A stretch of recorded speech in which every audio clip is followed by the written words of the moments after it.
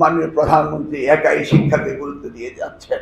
আমরা প্রত্যেকটি ক্ষেত্রে আমরা আমাদের নিজস্ব এরিয়া থেকে কিভাবে আমাদের দেশের শিক্ষা ব্যবস্থার পরিবর্তন আনা যায়, কিভাবে এটাকে ডেভেলপ করা যায়, এই ভাবনাগুলো কি আমাদের সকলের ভিতরে আছে না নাই?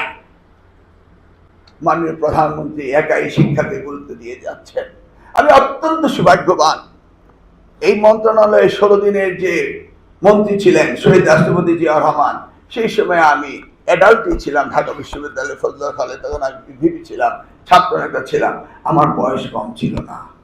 আমি দেখেছি শিক্ষাকে কতটা গুরুত্ব তিনি দিয়েছিলেন এবং 16 দিনের যে পরিবর্তন তিনি শিক্ষা মন্ত্রণালয় নিয়ে করেছেন, আজও আমি সেগুলোর তুলনামূলক কাজ করতে পারিনি। আমার অত্যন্ত সৌভাগ্য হয়েছিল দেশমাতা সাবেক প্রধানমন্ত্রী বেগম খালেদা জিয়ার সাথে কাজ করা।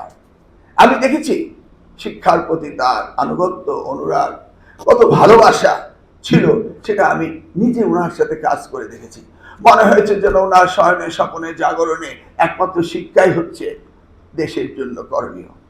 আজকে আমি আবারও সৌভাগ্যবান যে আজকের প্রধানমন্ত্রী, যারই ওই শহীদ জিয়ার, বেগম খালেদা জিয়ার রক্ত তার ধমনীতে স্রোতধারায় রয়েছে, তিনি আজকে প্রধানমন্ত্রী হয়ে তিনিও দেখছি শুধু শিক্ষা শিক্ষা শিক্ষা নিয়েই কাজ করছেন।